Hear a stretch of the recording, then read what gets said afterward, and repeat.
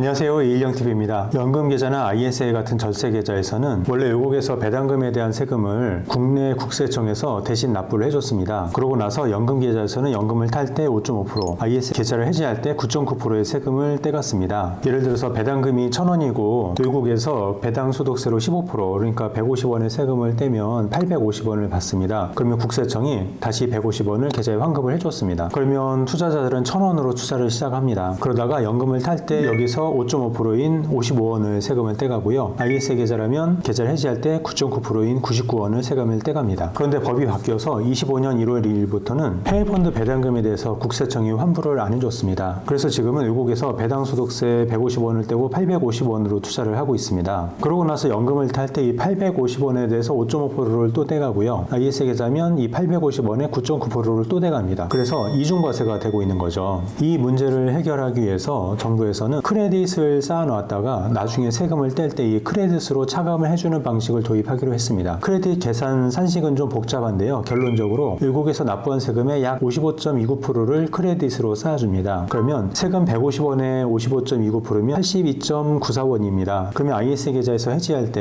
이 850원에 9.9%면 76.5원을 떼야 되는데 크레딧 82.94원보다 작으니까 크레딧으로 대체해서 추가로 세금을 안 뗍니다. 연금 계좌에서는 연금을 탈 때 850원에 5.5%인 46.75원의 세금을 떼야 되는데 크레딧 82.94원보다 작으니까 마찬가지로 세금을 추가로 안 뗍니다. 그렇다고 남은 크레딧을 돌려주지는 않습니다. 결과적으로 외국에서 처음에 낸 15%의 세금은 환급받지 못합니다. 그런데 이 크레딧을 계산해서 적립해 주는데 시스템을 개발해야 됩니다. 근데 이게 개발 시간이 걸려서 이 제도도 26년 7월 1일부터 시행할 예정입니다. 그러면 25년 1월부터 26년 6월까지는 투자자가 이중과세로 세금을 뗄 수밖에 없는 상황입니다. 그리고 이 기간 중에 이중과세로 불이익을 받은 금액에 대해서 보상해주는 대책도 현재로서는 없습니다. 그러면 우리는 이 부득이한 상황이 아니라면 연금 개시나 ISA 해지도 26년 7월 이후에 하는 게 더 좋겠죠. 그러면 연금 계좌나 ISA에서 해외 주식 말고 이중과세 문제가 없는 국내 주식 펀드를 해야 될까요? 국내 주식은 연금 계좌나 ISA에서는 할 필요가 없습니다. 그냥 주식 계좌에서 하면 3년이나 5년 기다리지 않고도 금액 제한도 없고 아무리 수익이 많이 나도 매매 차익에 대해서 다 비과세입니다. 물론 배당소득세 15.4%가 있는데 이것도 연금 계좌나 ISA에서 하면 5.5%나 9.9%로 줄어들긴 하지만 연금 계좌에서는 국내 주식 펀드를 했다고 하더라도 매매 차익에 대해서 5.5%의 연금소득세를 내야 됩니다. 그래서 국내 주식은 또 변동성이 커서 상승장일 때만 짧게 투자했다가 나오는 게 더 좋습니다. 연금 계좌 같은 장기 상품에서는 글로벌 1등 기업 주식 위주의 펀드로 하는 게 더 좋습니다. 대신 해외 주식 펀드를 하되 이중과세 문제를 최소화하는 방법은 가급적이면 배당금보다 매매 차익이 큰 펀드 위주로 하는 것입니다. 예를 들어서 한 펀드는 매매 차익은 7%, 배당금이 3%, 다른 펀드는 매매 차익은 9%, 배당금이 1%. 둘 다 매매 차익과 배당금 합치면 10%의 수익이 나는 건 똑같다고 해보겠습니다. 그러면 연금 계좌에서는 미국 주식 펀드를 한다면 매매 차익에 대해서는 연금소득세 5.5%를 떼고 배당금에 대해서는 미국에서 15%의 세금을 뗍니다. 그러면 배당금 3%의 15% 떼는 것보다 1%의 15% 떼는 게 더 작겠죠. 이 연금 계좌나 ISA에서 어떤 펀드로 투자하면 좋을지 포트폴리오에 대해서 궁금하신 분들은 한국금융코칭연구소로 전화나 메일 주시면 자세히 상담해 드리겠습니다. 지금까지 이일영TV였습니다.